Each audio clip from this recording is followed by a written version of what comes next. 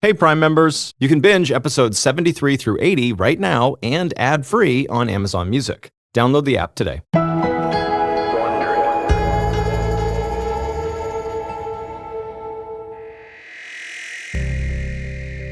In May 1922, a dentist leaned his patient back in an exam chair. The dentist had been treating this 24-year-old woman for the last 7 months, and in that time, she'd lost almost all of her teeth. But the dentist hadn't been able to figure out why. That day, when the woman opened her mouth, she winced and pointed at her lower jaw, as if to say, that's what hurts the most. So, the dentist used his fingers to gently feel around her jawbone, and as he did, he heard a cracking sound. The woman cried out in agony, and the dentist wasn't sure what had even just happened, so he reached inside of her mouth with his fingers and felt her jaw from the inside. And to his horror, he found a piece of the woman's lower jaw had literally broken off. He picked up the bone and just pulled it out of her mouth, and then the dentist just sat there, frozen in shock, staring at this chunk of his patient's face in his hands.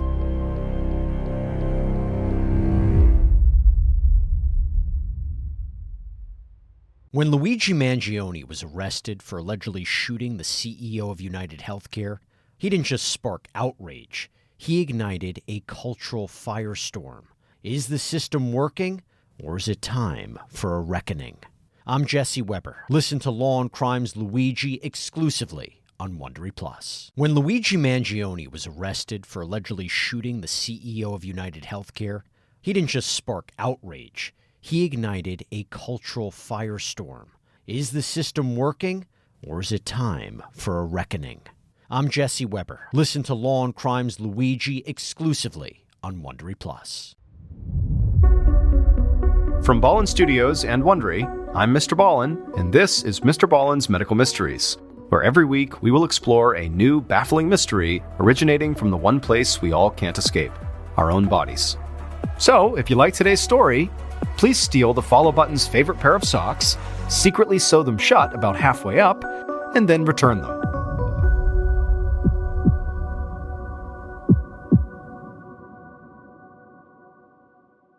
This episode is called The Shining.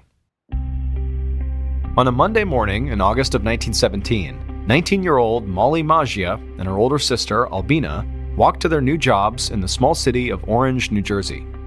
Molly and Albina didn't really look like sisters. Molly was tall and had smooth brown hair, while Albina was an entire foot shorter and kept her own brown curls covered with a hat. But that morning, they had something in common. They were both so excited for work that they were practically bouncing along the sidewalk. A few weeks earlier, Molly and her sister had seen an advertisement for jobs at a local studio, where employees helped create one of the most fashionable items of the era: watches that glowed in the dark. This particular advertisement was looking for women who could hand paint the tiny glow-in-the-dark numbers and hands on the watch faces. And this was really exciting for Molly and Albina, because there weren't many job opportunities out there for women. At the time, women typically got stuck working in dangerous factories for extremely low wages. But this job was different. It seemed interesting and artistic, and it paid really well. Plus, it sounded glamorous, because they wouldn't have to work in a dirty factory. Instead, they'd work in a clean, well-maintained studio. Molly knew that lots of women wanted these positions, but she and her sister applied anyway, and amazingly, they both got hired. Molly was ecstatic. Not only had she landed this amazing job, but she got to go to work every day with her big sister. She'd been looking forward to their first day at work ever since. Molly turned a corner and saw the studio building. The sisters walked up and knocked on the door, and a few seconds later, a middle-aged woman wearing a plaid dress answered. She introduced herself as the studio's forewoman and led them inside. And when Molly walked into this building, she was amazed by what she saw. Dozens of these women were sitting in rows, paintbrushes in hand, dipping them into this glowing powder and then applying them to the watch face over and over and over again. They were working so quickly, it was like their hands were this glowing blur. The more Molly watched, the more excited she was to be one of these women. However, just then, the forewoman told Molly and her sister that they wouldn't actually be painting that day. Before they ever touched a brush, they had to learn what a well-painted watch looked like. The forewoman led Molly and her sister past the sparkling painters, and into a totally different room. There, Molly saw a handful of young women inspecting watch faces that had already been painted. Now, Molly was not very excited about doing quality control, but she knew this was a necessary step towards becoming a full-time watch painter. The forewoman introduced Molly and her sister to the inspector who'd be training them. Her name was Catherine Schaub. The forewoman explained that Catherine was just 15 years old and had only been working at the studio for about 6 months. However, in that time, she'd worked her way up from being an apprentice to a painter and now an instructor. The forewoman told Molly and her sister that they too could be like Catherine if they worked hard enough. Then she left and headed back out to the main studio. After she was gone, Catherine began showing Molly and Albina the ropes. Molly watched as Catherine spread a few circular paper watch faces out on the table. Catherine explained that each watch face was pre-printed, so the paper was black and the numbers were white. Painters would then go over the white numbers with the glow-in-the-dark paint. But it was really important that none of the paint went outside the lines. Otherwise, the whole thing would have to be thrown out. And so for the next several days, Molly and her sister inspected watch faces, and Catherine would then check their work. Once they'd both gotten the hang of spotting imperfections, Catherine told them it was time to learn how to paint. This was what Molly had been waiting for. She was so excited. She watched as Catherine demonstrated how to mix water and glue together to create the liquid base for the paint. She explained that they would dip their brushes into the liquid, then into the glow-in-the-dark powder, and then use that to paint. Next, Catherine showed Molly and her sister the paintbrushes they'd be using, and Molly couldn't believe how tiny they were. Each one was made out of wood and camel hair. The handle was incredibly thin, and the brush itself was made of just 30 hairs. However, Catherine warned them that even though the brush appeared to look very sharp, the bristles often would spread the more it was used, causing the paint to kind of go outside of the lines. And so Catherine told them to always make sure they kept the tip of their brush very sharp before making a stroke. Molly nodded, grabbed a paintbrush, and started practicing.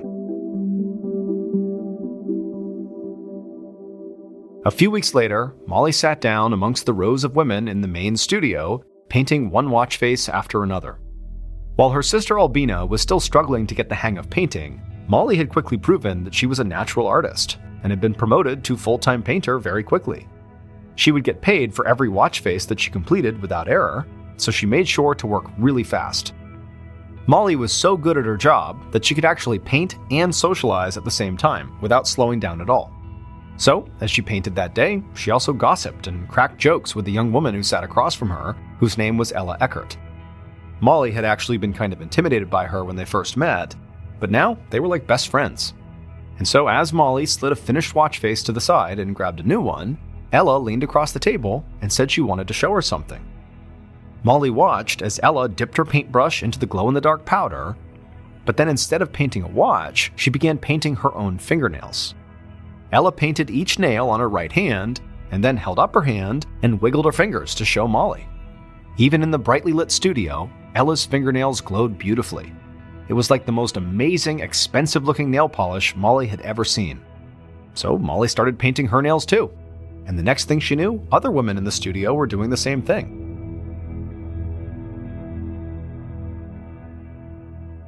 Four years later, in 1921, Molly showed up for another day of painting watches at the studio.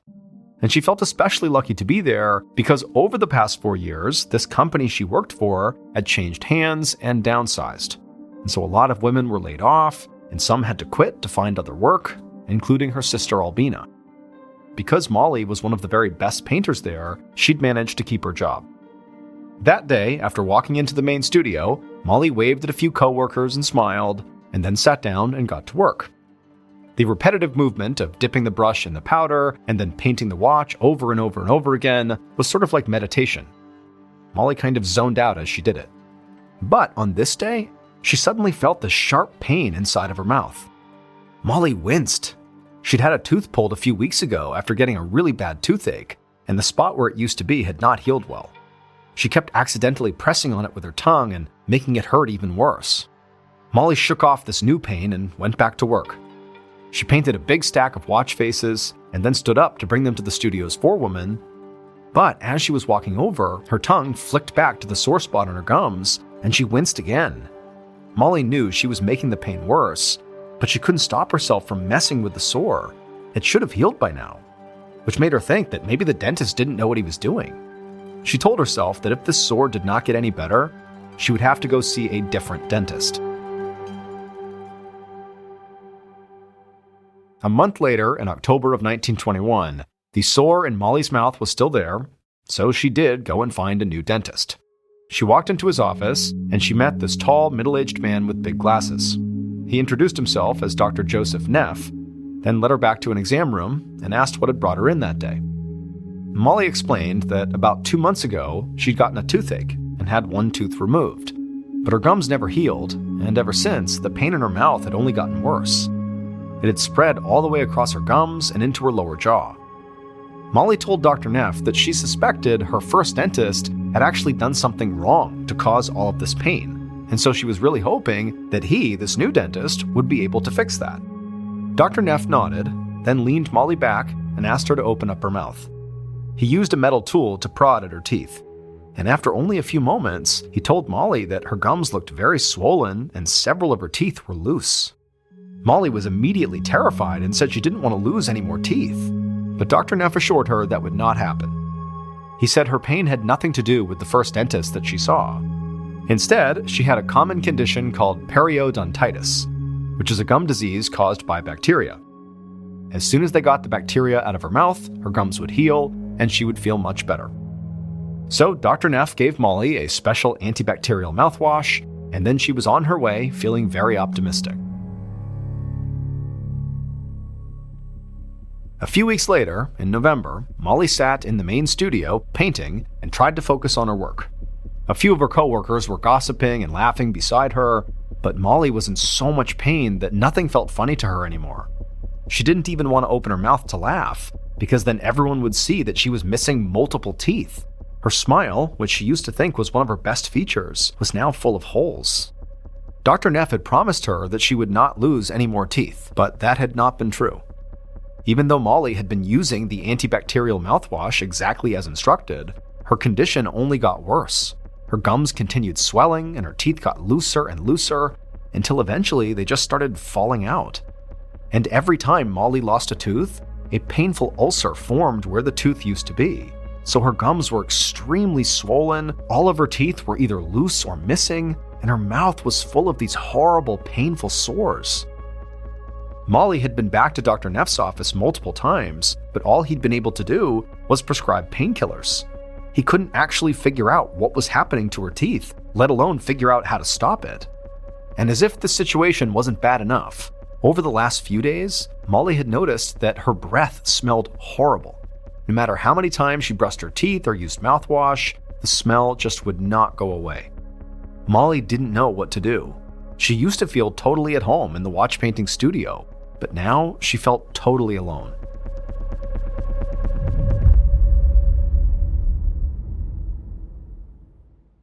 Some people get a wild haircut or book a spontaneous trip when life throws them a curveball.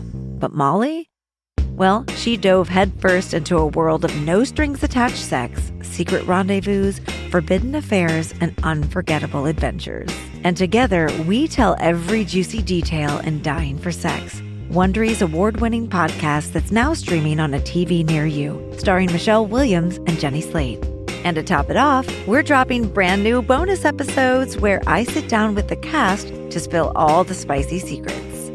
Desire, friendship, self-discovery, and the ultimate bucket list of pleasure. This is a story that had everyone talking.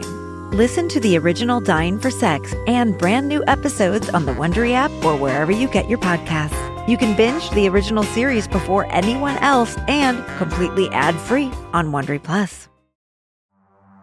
In the early hours of December 4th, 2024, CEO Brian Thompson stepped out onto the streets of Midtown Manhattan.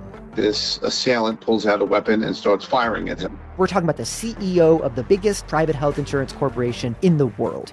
And the suspect, he has been identified as Luigi Nicholas Mangione, became one of the most divisive figures in modern criminal history. It was targeted, premeditated, and meant to sow terror. I'm Jesse Weber, host of Luigi, produced by Law and Crime and Twist. This is more than a true crime investigation. We explore a uniquely American moment that could change the country forever. He's awoken the people to a true issue. Finally, maybe this would lead rich and powerful people to acknowledge the barbaric nature of our healthcare system. Listen to Law and Crime's Luigi exclusively on Wondery Plus. You can join Wondery Plus in the Wondery app, Spotify, or Apple Podcasts. What if your mind could trick your body into feeling sick? Or even worse. In Hysterical, I investigate the bizarre medical mystery that unfolds in a high school in upstate New York. It starts with one girl developing strange, violent symptoms, and then another, and then another. Rumors begin to swirl. Is it something in the water? Inside the school? Or is it all in their heads? Hysterical is my search for answers, and along the way, I uncover surprising connections to unexplained incidents around the world. Events that challenge everything we think we know about our bodies and our minds. Named Podcast of the Year at the Ambies, Hysterical is a mind-bending, unforgettable ride. Binge all episodes right now, exclusively and ad-free on Wondery Plus. Start your free trial of Wondery Plus in the Wondery app or on Apple Podcasts. At 24, I lost my narrative, or rather it was stolen from me. And the Monica Lewinsky that my friends and family knew was usurped by false narratives, callous jokes, and politics. I would define reclaiming as to take back what was yours. Something you possess is lost or stolen, and ultimately you triumph in finding it again. So I think listeners can expect me to be chatting with folks, both recognizable and unrecognizable names, about the way that people have navigated roads to triumph. My hope is that people will finish an episode of Reclaiming and feel like they filled their tank up. They connected with the people that I'm talking to and leave with maybe some nuggets that help them feel a little more hopeful. Follow Reclaiming with Monica Lewinsky on the Wondery app or wherever you get your podcasts. You can listen to Reclaiming early and ad-free right now by joining Wondery Plus in the Wondery app or on Apple Podcasts. The next day, Dr. Neff was at his dental office when he heard the front door open. He looked over and saw Molly, and she looked like she'd been crying. She told him that she was in so much pain that she'd had to quit her job. She really just needed to know what was going on with her. Dr. Neff quickly ushered her back to an exam room, leaned her back in a chair, and took a look at her few remaining teeth. And almost immediately, he noticed the awful smell coming out of Molly's mouth. As a dental professional, Dr. Neff actually recognized this scent. It was not typical bad breath.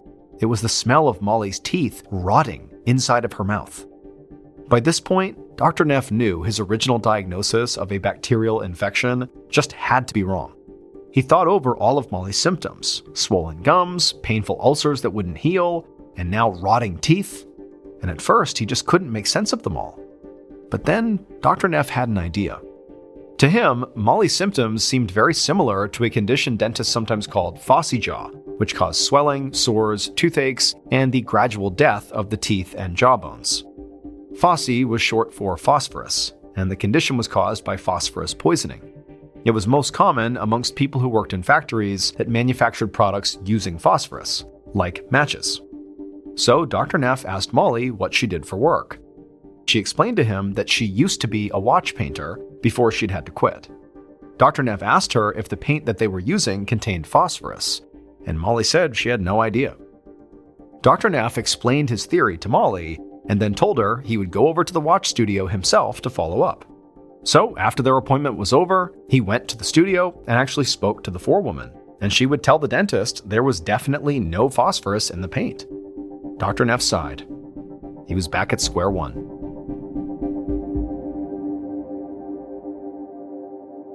About 6 months later, in May of 1922, Dr. Neff led Molly to an exam room for yet another dental appointment. He still had not been able to determine what was wrong with her, but every time she came into his office, she looked worse than before. That day, Molly limped towards the exam chair and slowly lowered herself into the seat. She said another doctor had diagnosed her with rheumatism in her hips and feet, which basically meant that her bones and joints ached all the time. Dr. Neff looked at Molly. She was only 24 years old, but it was like her whole body was disintegrating. He didn't know what to say, but he still held on to hope that he might be able to diagnose and treat her. So he leaned Molly back in the chair and asked her to open up her mouth. But when she did, she immediately winced and pointed at her jaw.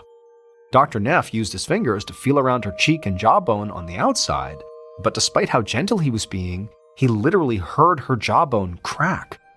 When he reached into her mouth, he literally picked up a chunk of her lower jaw and pulled it right out.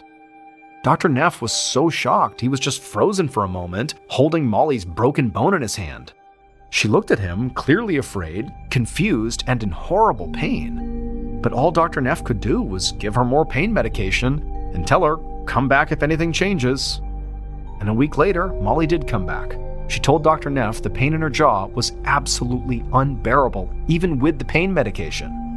And so once again, Dr. Neff reached into her mouth to examine her, except this time, what was left of her lower jaw just disintegrated into his hands.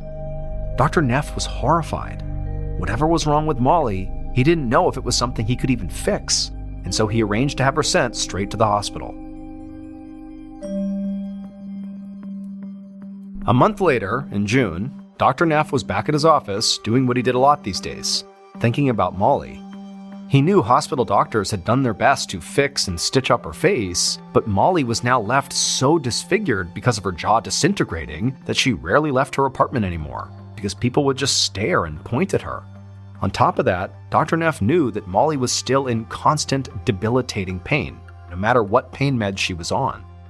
Dr. Neff knew he couldn't give Molly her jaw back, but he kept thinking that if he could just come up with a diagnosis, he might at least be able to lessen her pain. So he thought about her symptoms, her job, her lifestyle as a young, unmarried woman who lived alone. And suddenly he had an idea. What if Molly had syphilis? Syphilis is a sexually transmitted infection that can cause painful ulcers and body aches. But Dr. Neff thought maybe it could cause other symptoms, like bone decay.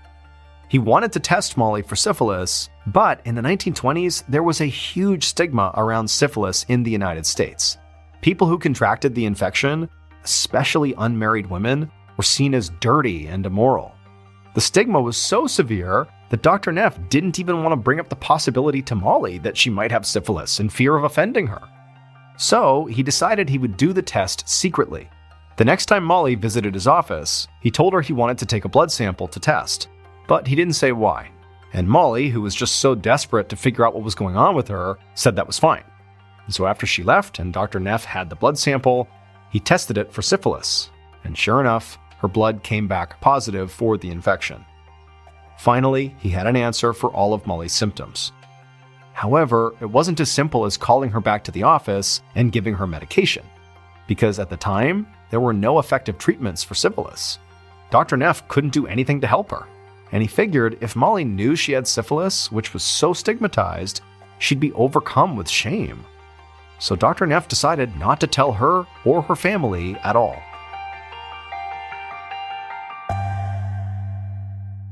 Three months later, on September 12, 1922, Molly's older sister, Albina, came to visit Molly, who was now confined to her room at a boarding house. Albina tried to put on a brave face, but as soon as she walked inside, she was overcome with emotion, because her little sister barely even looked like a person anymore. She basically looked like a living skeleton. Molly had lost all of her teeth and her lower jaw, she could barely eat, and her body was basically wasting away. Her bones looked like they were trying to rip their way out of her skin. Albina looked into her little sister's eyes, and she could see that Molly was suffering. It was like she was trapped inside of this body that was just failing her, and nobody knew why, so nobody could help her. Albina sat down next to Molly and held her hand. She stared down at her sister's skinny fingers while she told Molly what was going on with their parents and their other sisters, and how much everybody loved her and missed her. And then, Albina heard a gurgling sound. She looked up and saw blood pouring from what was left of Molly's mouth. Albina jumped up and ran to find a doctor, but by the time she and the doctor got back, there was blood all over Molly, her eyes were glassy, and she wasn't breathing. She was dead. Albina just stood there, frozen in shock. Later, Molly's parents and other sisters joined Albina at the boarding house, where Dr. Neff would finally inform them that Molly had died of syphilis. Albina and the rest of her family couldn't believe it.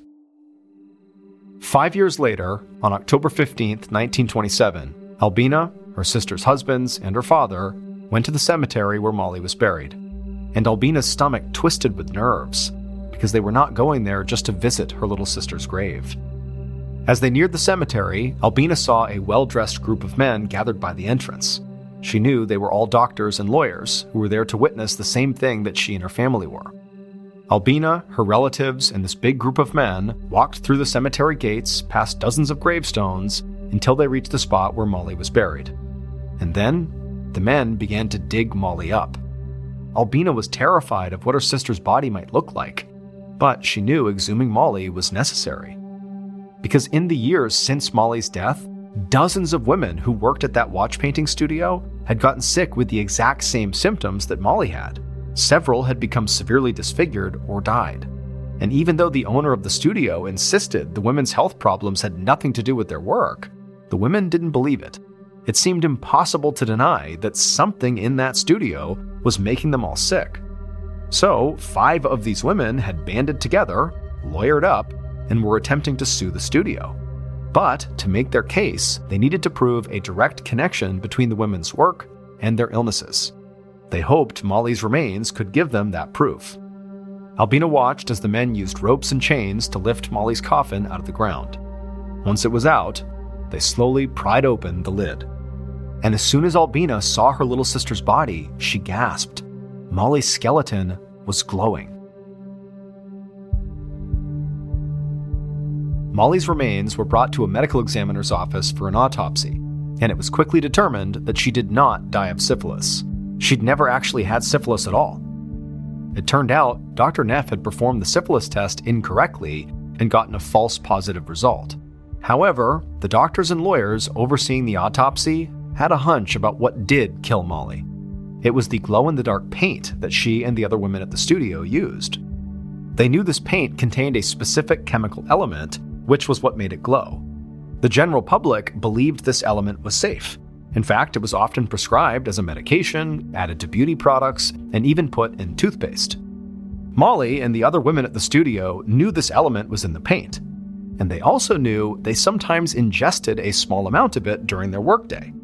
Because, as Molly was told during her onboarding, one of the big issues with the paintbrushes is the bristles would begin to flatten out over time. And so it was important, as a painter, to make sure the points on those brushes were sharp. And so the women had developed this technique called lip pointing, where they would take the paintbrush and they would put it in their mouth and tighten their lips around it to tighten the bristles, and then dip it in the paint and paint the watch. But each time they did that, there was always a little bit of the paint still on the brush that would go into their mouth and be ingested. Now, some women thought that maybe ingesting this element might be good for them, while others were a bit more hesitant and actually asked if the paint was safe. And their supervisors would always tell them that yes, it was. However, scientists and the owner of the studio knew that was not true. In reality, the element was extremely dangerous, and it was becoming increasingly obvious as more women from the watch painting studio became desperately ill. So, at this point, the doctors and lawyers wanted to prove that Molly's body contained a lethal amount of the element found in the paint. To do this, they performed a test that involved burning Molly's bones to ash, dissolving that ash in acid, and then checking for the element. And just as they'd thought, Molly's bones were full of radium. Radium is an incredibly toxic radioactive element. When it enters a person's body, it gradually destroys their bones and other tissues. In Molly's case, it caused her gums to swell, her teeth to fall out, and her jaw to fall off. Molly ultimately died because the radium poisoning ate through her jugular vein, which is one of the largest and most important veins in the body. This caused her to suddenly bleed to death. After it was proven that radium was killing the watch painters, the 5 women who filed the lawsuit all received settlement payments from their employer, the U.S. Radium Corporation. These included a lump sum plus an annual payment. However, these women did not really get to enjoy this settlement because eventually they all died of radium poisoning. Meanwhile, other similar studios continued operating in the United States. At least 50 women died as a direct result of radium exposure in these studios, including Catherine, the 15-year-old girl who had initially trained Molly and her sister, and Ella, Molly's friend who sat near her at the workbench, who showed her how she painted her nails with the radium. Eventually, another court case was filed, which led to better protections for people who worked with radioactive elements. However, by that point, it was already far too late for Molly and the other women who were unknowingly poisoned by their jobs, and who, to this day, still glow inside of their graves.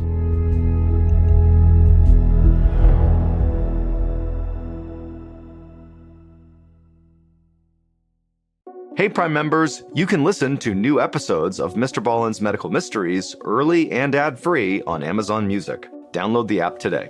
And also, Wondery Plus subscribers can listen to MrBallen's Medical Mysteries ad-free. Join Wondery Plus today.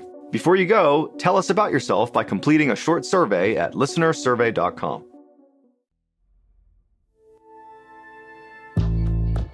From Ballin Studios and Wondery, this is MrBallen's Medical Mysteries, hosted by me, Mr. Ballen. A quick note about our stories. They are all inspired by true events, but we do sometimes use pseudonyms to protect the people involved, and also some details are fictionalized for dramatic purposes. And a reminder, the content in this episode is not intended to be a substitute for professional medical advice, diagnosis, or treatment. This episode was written by Karis Allen Pash Cooper. Our editor is Heather Dundas. Sound design is by Andre Plus. Our senior managing producer is Nick Ryan, and our coordinating producer is Taylor Sniffen. Our senior producer is Alex Benedon. Our associate producers and researchers are Sarah Vitak and Tasia Palaconda. Fact-checking was done by Sheila Patterson. For Ballin Studios, our head of production is Zach Levitt. Script editing by Scott Allen and Evan Allen. Our coordinating producer is Samantha Collins. Production support by Avery Siegel. Executive producers are myself, Mr. Ballen, and also Nick Witters. For Wondery, our head of sound is Marcelino Villapando. Senior producers are Loredana Palavoda and Dave Schilling. Senior managing producer is Ryan Lohr. Our executive producers are Aaron O'Flaherty and Marshall Louis for Wondery.